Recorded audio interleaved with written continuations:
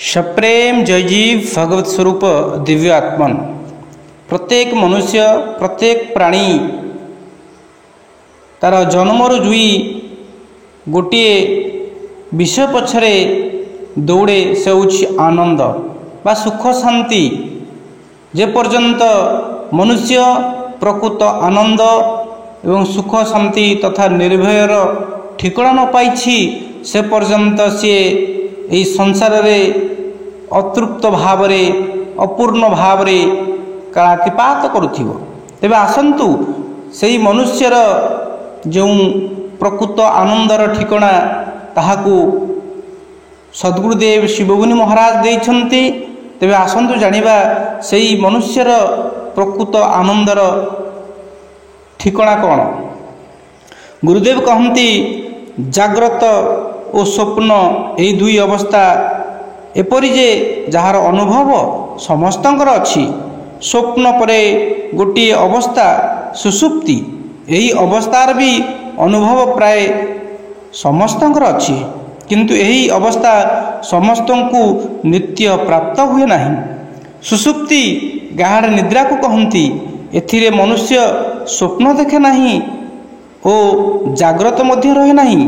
यही तृतीय अवस्था एपरी निद्रारे सेतेबेला लागे जेतेबेले शरीर और मस्तिष्क निरोग होइथाय और मनरे कोनोसी चिंता न थाए। गाढ़ निद्रा आसीबा आरोग्यर लक्षण। यही तीन अवस्था परे आउ एक अवस्था अछि, यार नाम तुरीयावस्था। तुरीयावस्था एक एपरी अवस्था जे यार अस्तित्व तो अच्छी किंतु समस्तंकु प्राप्त हुए नहीं। तुरीयावस्था केवल जोगी मानकु प्राप्त हुए। यह सही सुप्तावस्था जो अवस्था रे सोईथाई मध्य मनुष्य वास्तव रे जाग्रत रही थाए। यह सही जाग्रत अवस्था जो जाग्रत थाई मध्य मनुष्य निजर स्थूल शरीर और इंद्रिय ठारू काम निए नहीं।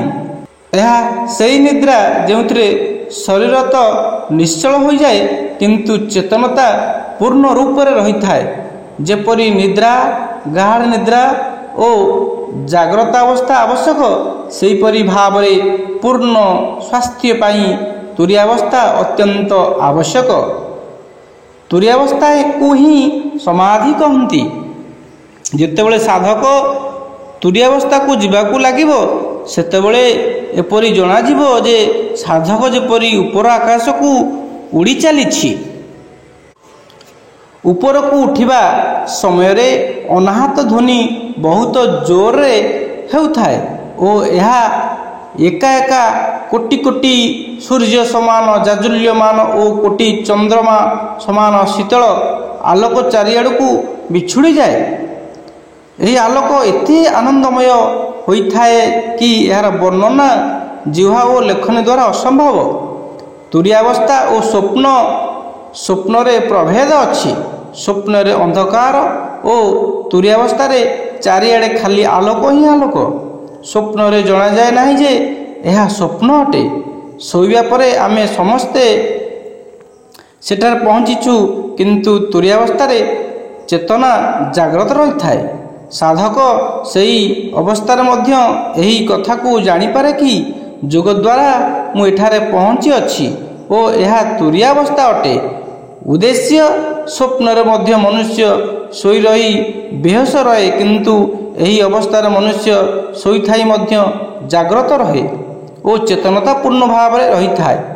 सबुठारु बड़ कथा है खूब उत्तम उत्तम स्वप्न रे मध्य तुरीयावस्थार शतांश आनंद भी प्राप्त हुए नहीं।